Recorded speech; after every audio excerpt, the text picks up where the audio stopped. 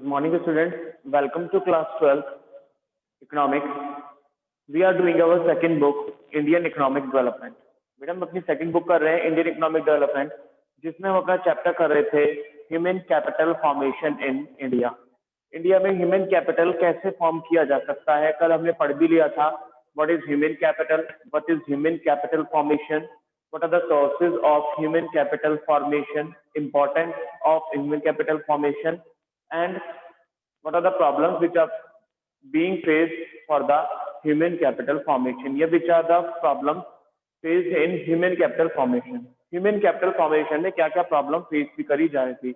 Continuing with the chapter, अगर हम continue करें बेटा अपना ही chapter, थोड़ा सा टॉपिक इसमें और बचता है, बट उससे पहले हम बात करें ह्यूमन कैपिटल फॉर्मेशन की जो मेन सोर्स थी वो थी हमारी expenditure on education.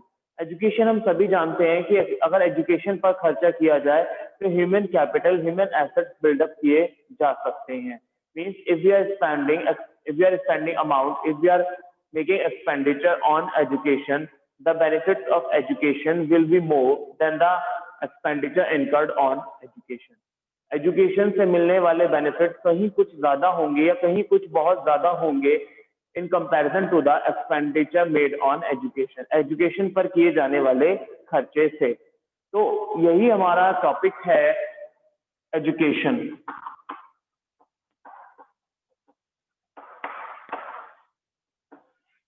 Education an essential component and essential factor in human capital formation. Human capital formation में एजुकेशन का मेन रोल है। तो the first question arises, what is education? Education है क्या? क्या है एजुकेशन? हम ये कह सकते हैं education is a process of learning at 3 levels.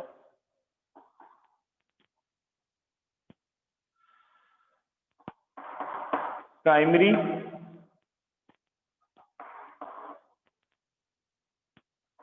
Secondary and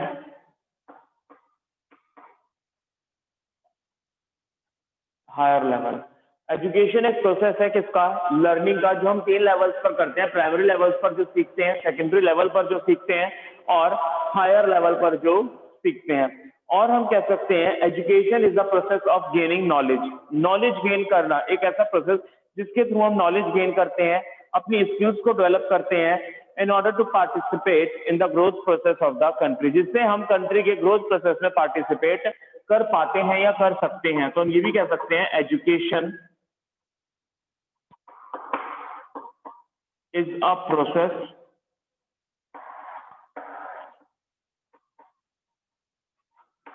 of gaining knowledge, knowledge gain करना,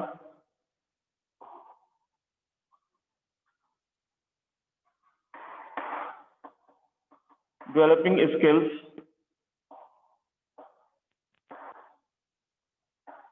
in order to participate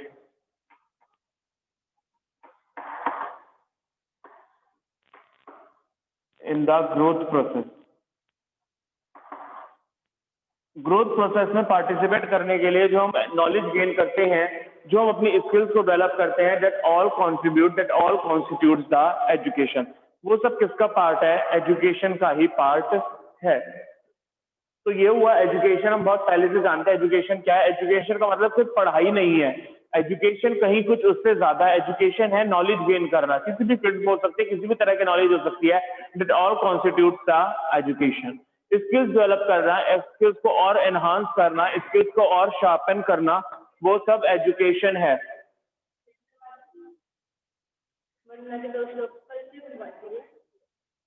तो वो सब क्या है? एजुकेशन का ही पार्ट है। Next we have the importance of education. Education जरूरी क्यों है? बहुत सारे फायदे हैं एजुकेशन के।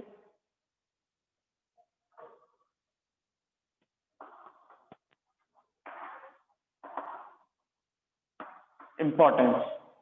Why education is important? Helps in economic development.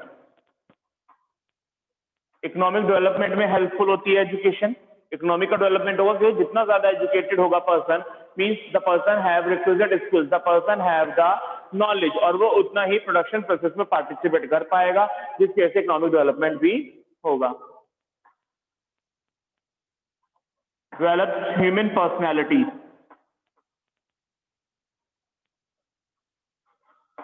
Personality develop कराता है। एजुकेटेड पर्सन की पर्सनैलिटी अलग ही होती है कुछ।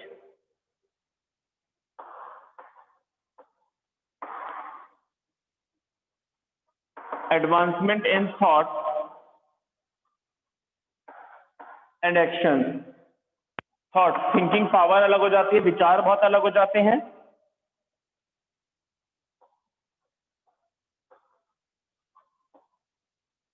Bring more civilised citizen. Citizen उतने ज्यादा सिविलाइज्ड हो जाते हैं, इतनी सिविक वैल्यूज होती हैं उनमें। Develop science and technology. Science and technology उतना ही ज्यादा ग्रो अप करती है, उतनी ज्यादा डेवलप होती है।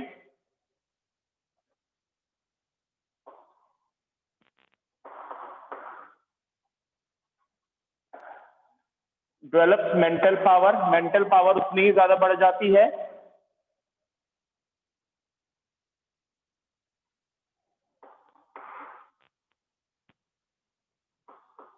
Efficient use of scarce resources. Scarce resources का हम उतना ही ज्यादा एफिशिएंसी से यूटिलाइजेशन भी करते हैं, क्योंकि हमें पता है, हम उन रिसोर्सेज की वैल्यू को जानते हैं, उसकी कीमत को समझते हैं कि ऑलरेडी स्केर्स है, तो how to make efficient use of them, कैसे हमें उनसे एफिशिएंट यूटिलाइजेशन करना है।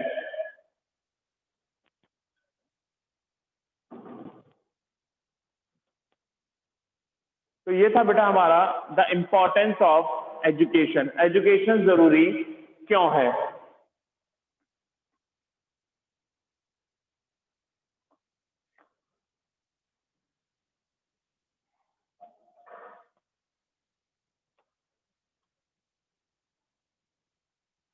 Next is education sector organisation.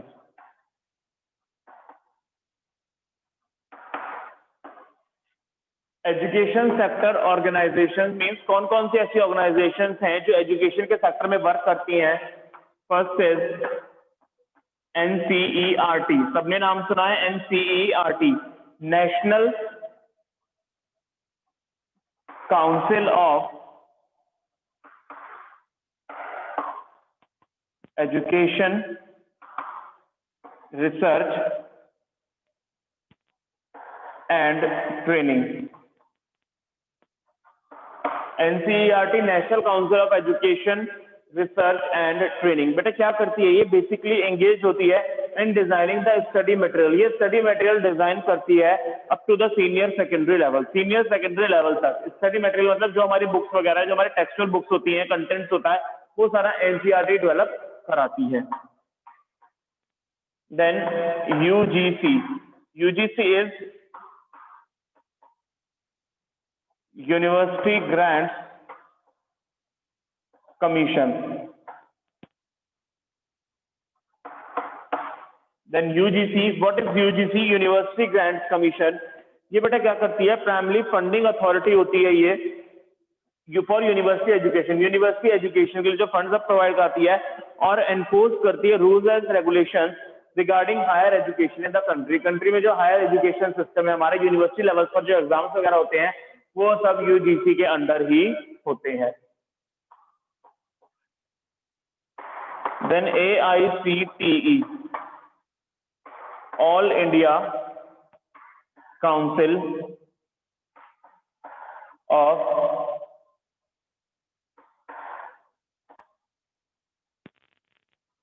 Technical education.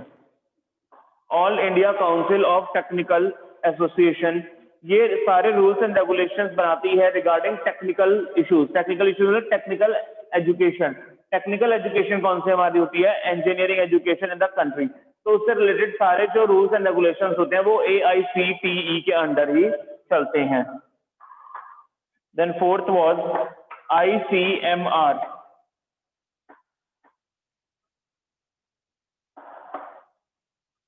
Indian council medical research. Indian council ICMR ये सारे रूल्स एंड रेगुलेशंस फॉर्म करती है of the education which are related to the health sector. Health sector, medical sector से जो सारी हमारी education जुड़ी होती है वो ICMR उसके सारे rules and regulations bring out करती है, सारे फॉर्मुलेशन वही करती है। तो बेटा 4 एजुकेशन सेक्टर ऑर्गेनाइजेशन बताइए हमने। NCERT means national council of education research and training, जो स्टडी मटेरियल डिजाइन करती है up to the senior secondary level. UGC university grant commission, जो यूनिवर्सिटी लेवल एजुकेशन होती है उसके लिए रूल्स एंड रेगुलेशन सारे ये फॉर्म आउट करती है। AICTE all India council of technical education, technical education means and engineering education से रिलेटेड सारे रूल्स एंड रेगुलेशन ये फॉलो अप करती है। और ICMR Indian council medical research, ये सारे रूल्स एंड रेगुलेशंस ब्रिंग करती है, एनफोर्स करती है which are related in the health sector. Health sector से जो भी जुड़े हुए हमारे रूल्स एंड रेगुलेशंस होते हैं वो सब ICMR के थ्रू एनफोर्समेंट में आते हैं। So these are the education sector organization.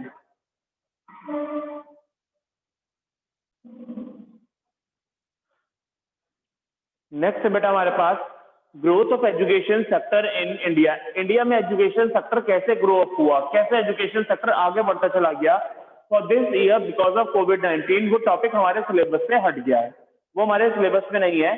Growth of education sector in India ये वाला टॉपिक अब हमारे सिलेबस में नहीं है, बट एक जनरल ओवरव्यू देखें तो इसका बेटा फर्स्ट थी एक्सपेंशन ऑफ जनरल एजुकेशन। पहले जनरल एजुकेशन आई, देन एलिमेंट्री एजुकेशन आई जिसमें प्राइमरी और मिडिल एजुकेशन जरूरी थी।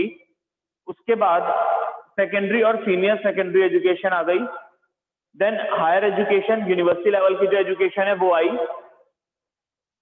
फिर vocationalisation of secondary education, secondary education का वोकेशनलाइजेशन हुआ, मीन्स पर्टिकुलर फील्ड में ट्रेनिंग दी जाने लगी, एग्रीकल्चर, ट्रेड, कॉमर्स वगैरह में।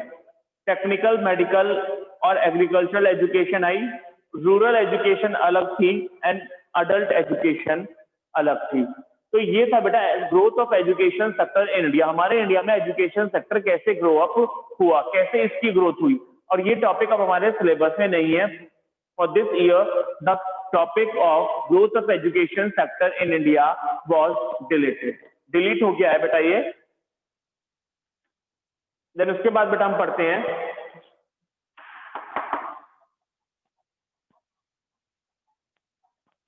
एक छोटा सा टॉपिक है educational finance. Educational finance means education पे किया जाने वाला खर्चा। कौन कौन एजुकेशन पे खर्चा करता है? First was state government. State government education पर खर्चा करती है and it spends around 10 to 30% of the total annual budget. जितना भी हमारा गवर्नमेंट का टोटल एनुअल बजट होता है उसका 10 to 30% स्टेट गवर्नमेंट एजुकेशन पर खर्चा करती है। सेंट्रल गवर्नमेंट भी खर्चा करती है। Central government spends around 3% of the total budget. जितना भी टोटल बजट होता है उसका 3% खर्चा सेंट्रल गवर्नमेंट एजुकेशन पर खर्च करती है।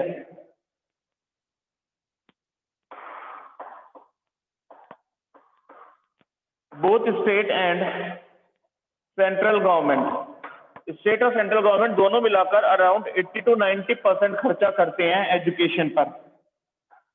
फोर्थ वाज पेरेंट्स, पेरेंट्स भी खर्चा करते हैं एजुकेशन पर। That expenditure was around 4 to 5%। Private trust भी खर्चा करते हैं एजुकेशन पर। That was around 7%।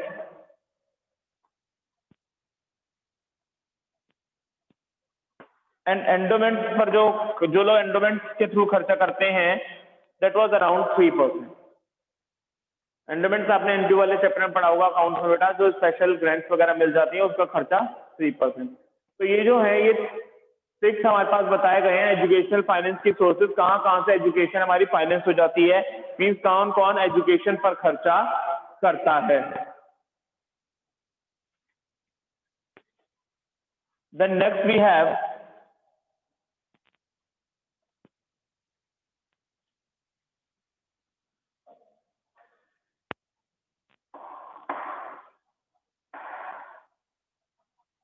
Growth on enrolment ratio. Next जो है बेटा वो हमारे पास है gross enrolment ratio. What is growth enrolment ratio? Growth enrolment ratio जो है वो पर्टिकुलर कैटेगरी के लिए अराइज हुआ, the total number of students enrolled and the total number of individuals belonging to that particular category.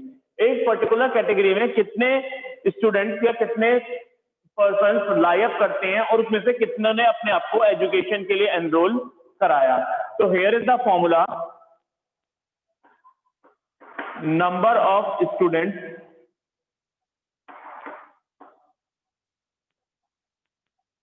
enrolled for elementary education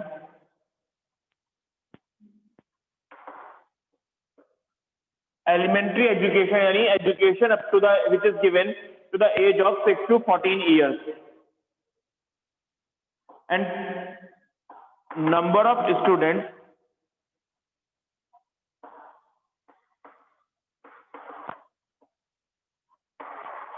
in the age group of 6 to 14 years in 200, that is gross enrollment ratio। तो gross enrolment ratio में बेटा ये बताता है कि 6 to 14 years तक की as में जो बच्चे हैं उनकी कितने ऐसे स्टूडेंट्स हैं जो 6 to 14 ईयर्स तक की एज में लाइक करते हैं और उनमें से कितनों ने अपने आप को एनरोल करा दिया एलिमेंट्री एजुकेशन के लिए, यानी 6 to 14 ईयर्स तक के लिए जो एजुकेशन है उसके लिए कितनों ने अपने आप को एनरोल करा दिया, that is gross enrolment ratio. कभी कभी ये एनरोलमेंट रेशियो ज्यादा हो जाता है 100% से। Sometimes the gross enrollment ratio is more than the 100%। अब 100% से ज्यादा कैसे हो सकता है कि जितने लाइक करते हैं उस कैटेगरी में उस मैक्सिमम उतना ही तो हो सकता है? नहीं, कभी कभी बेटा ये ग्रॉस एनरोलमेंट रेशियो ज्यादा हो जाता है 100% से। क्यों? क्योंकि ज्यादा पीपल, ज्यादा स्टूडेंट्स अपने आप को एनरोल करा देते हैं in the age of 6 to 14 years. 6 से 14 साल तक की एज में जब वो एनरोलमेंट ज्यादा हो जाता है, मतलब जितने अकॉर्डिंगली होने चाहिए बच्चे उससे ज्यादा, मे भी शायद उनकी एज ज्यादा होती है बट वो अपने आप को कम एज वाली कैटेगरी में एनरोल करा देते हैं। तो that is gross enrolment ratio. Then एक टॉपिक है हमारे पास बेटा RTE, that is right to education. Right to education means education is for all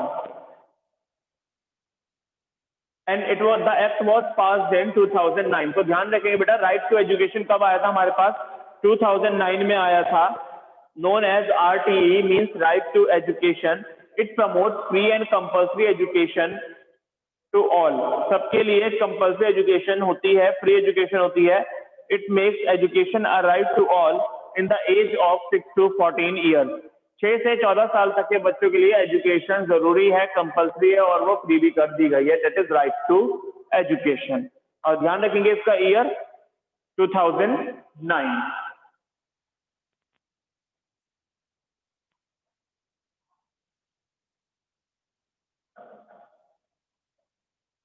next is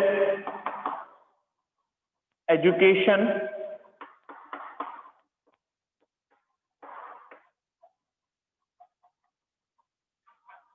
still a challenge. Education अभी भी एक चैलेंज है। Means what are the problems? क्या क्या प्रॉब्लम्स आती हैं जब एजुकेशन की बात करी जाती है? First was high rate of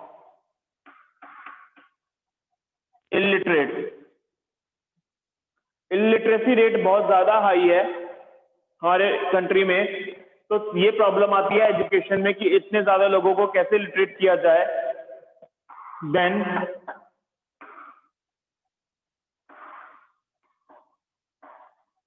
gender biasness.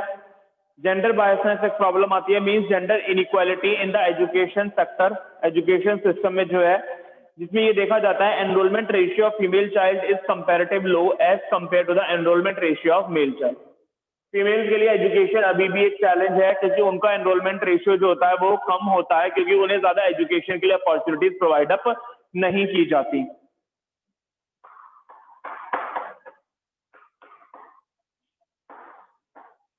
Then privatisation of education, education का privatisation, education comes in the hands of private sector, जिसकी वजह से एजुकेशन क्या हो गई है, कॉस्टली हो गई है। एजुकेशन कॉस्टली हो गई है मीन्स सबके लिए एजुकेशन नहीं हो पा रही है। गवर्नमेंट सेक्टर में जो एजुकेशन फ्री और कंपल्सरी एजुकेशन मिल रही थी, प्राइवेट सेक्टर के लिए वो education sometimes it becomes a dream for most of the parents, बहुत सारे पेरेंट्स के लिए ड्रीम बनकर रह जाता है, because the education given in private sector was very much costlier, बहुत ज्यादा महंगी भी है।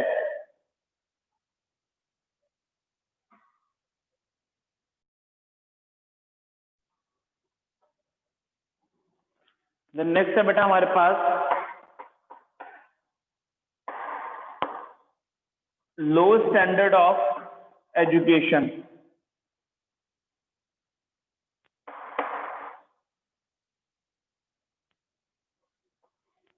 लो standard of education, what low standard of education tells us कि जो सिलेबस प्रेस्क्राइब्ड होता है, जो प्रेस्क्राइब्ड सिलेबस हमें दिया जाता है, that does not match with the job opportunities. जैसी जॉब अपॉर्चुनिटीज निकलती हैं, जो जॉब अपॉर्चुनिटीज ऑफर्स होते हैं, उनके कंपैरिजन में जिस तरह की एजुकेशन बच्चों को दी जानी चाहिए वो कहीं ना कहीं मैचअप नहीं करती the education which is given to the student.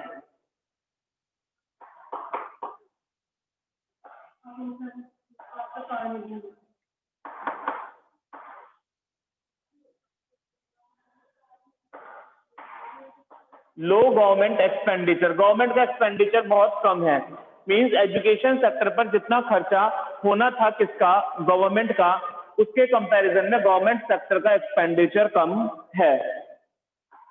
Then इनएडिक्वेट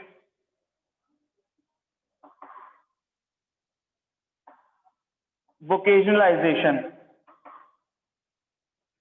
inadequate vocationalisation का मतलब क्या है बेटा, एजुकेशन सेक्टर में जिस तरह की नॉलेज बच्चों को दी जानी चाहिए, जिस तरह की ट्रेनिंग उन्हें दी जानी चाहिए, वो कहीं ना कहीं मैचअप नहीं करती as compare to the job requirement. Means अभी भी जो हमारा एजुकेशन सिस्टम है वो सिर्फ एक डिग्री ओरिएंटेड बनकर रह गया है। मींस डिग्री तो हम प्रोवाइड करा देते हैं बच्चों को, बट उनके अंदर वो नॉलेज, वो स्किल्स क्रिएट अप नहीं कर पाते that is necessary for doing the job.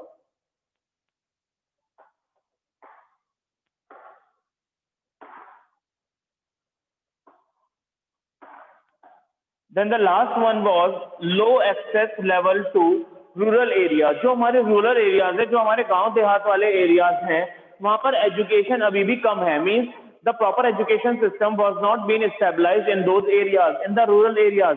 Rural areas में हमें देखने के लिए मिलता है कि वहां के बच्चों के पास एजुकेशनल फैसिलिटीज उतनी अवेलेबल नहीं है। Maybe the schools are very much far from their home, शायद स्कूल्स बहुत ज्यादा दूर होते हैं, जिसकी वजह से पेरेंट्स अपने बच्चों को नहीं भेज पाते और they face many of the difficulties in reaching the school. So that was the, yeah, these are the reasons, these are the points which becomes, yeah, which shows difficulties in the education sector। Educational sector में जब हम बात करते हैं education को increase करने की, education को ज्यादा से ज्यादा प्रमोट करने की, तो ये सारे चैलेंजेस हमारे सामने आते हैं जो कहीं ना कहीं एजुकेशन सेक्टर की ग्रोथ को हैम्पर करते हैं।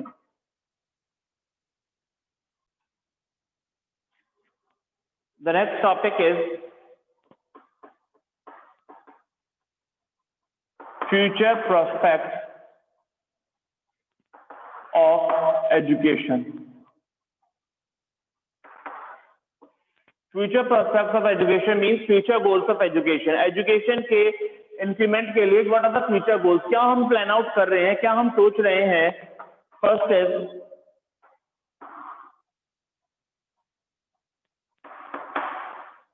Education for all.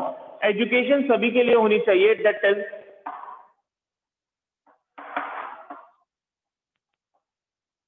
Still a distant dream, अभी भी एक सपना ही है। हम ये कहते हैं education for all. The RTF was passed in 2009 which brings free and compulsory education for all, जो सबके लिए फ्री और कंपल्सरी एजुकेशन लेकर आया। बट अभी भी हम बात करें तो education for all is a distant dream, अभी भी एक सपना ही है। क्यों? Though literacy rate have increase, literacy rate हमारा इंक्रीज हो रहा है, but still number of illiterates are more in India. अभी भी हमारी कंट्री में इलिटरेट्स का नंबर जो है, इलिटरेट्स की जो काउंटिंग है वो ज्यादा है। because India's population was very much in incremental stage. India की पॉपुलेशन जो है वो बहुत तेजी से बढ़ रही है, जिसकी वजह से जो लिटरेट की जो काउंटिंग है, जो लिटरेट नंबर बढ़ता है, वो इतना ज्यादा हमें शो अप नहीं हो पाता। तो इसीलिए हम ये कह रहे हैं एजुकेशनल या education for all is still a dream. अभी भी एक सपना ही बन के रह गया है कि सबको एजुकेशन मिलनी चाहिए, बट सभी को एजुकेशन नहीं मिल पा रही है। Then gender equity better than before, बेटा इसकी हेडिंग ही है gender equity better than before. हमने देखा था एजुकेशन सेक्टर में जेंडर इनइक्वालिटी थी, जेंडर बायसनेस थी, means the number of female enrolment child was very much low as compare to the enrolment ratio of male child. Male child के comparison में female child का जो enrolment ratio था education में बहुत कम था। क्यों? क्योंकि जेंडर बायसनेस हमारी सोसाइटी में देखी जाती है, सोशल एवल्स को हम फॉलो अप करते हैं, सोशल ट्रेडिशंस को हम फॉलो अप करते हैं, जिसके लिए हम ये मानकर चलते हैं कि थिंकिंग थॉट्स हमारे माइंड में होती हैं कि फीमेल्स के लिए, गर्ल चाइल्ड के लिए एजुकेशन इतनी इंपॉर्टेंट नहीं है, they just have to do the domestic work in the home, तो education was not very much important to them, उनके लिए एजुकेशन इतनी इंपॉर्टेंट नहीं है। बट अगर बात करें जेंडर इक्विटी की, तो gender equity better than before, पहले से कहीं सुधार है। हम ये नहीं कह सकते बिल्कुल कि जेंडर बायसनेस पूरी तरह से खत्म हो गया है, पूरी तरह से बिल्कुल भी जेंडर बायसनेस है ही नहीं कि both male and female girl child are equal, नहीं, ऐसा तो देखा नहीं जा रहा है। But the differences in between male child and female child are is on decreasing stage, वो डिक्रीजिंग स्टेज में है, means gender equity better than before, पहले से कहीं कुछ इक्वालिटी देखने के लिए मिलती है।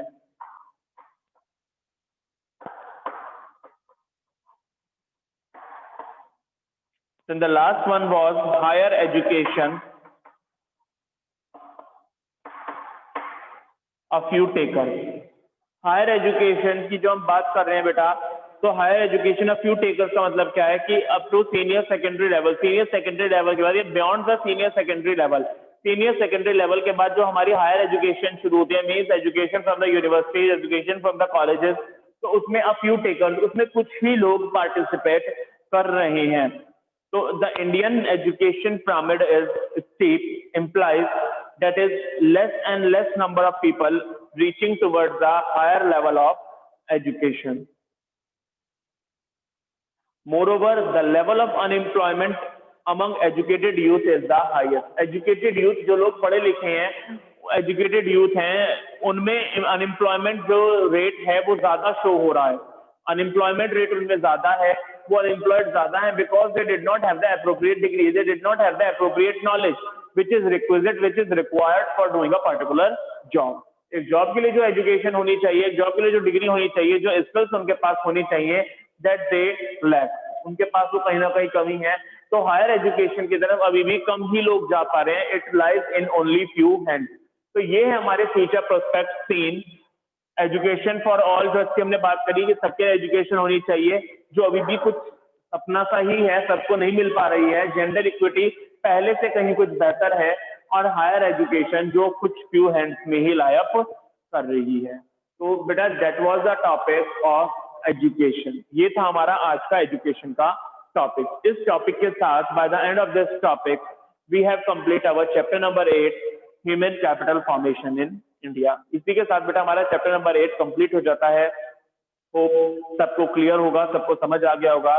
That's all for student, thank you and have a nice day.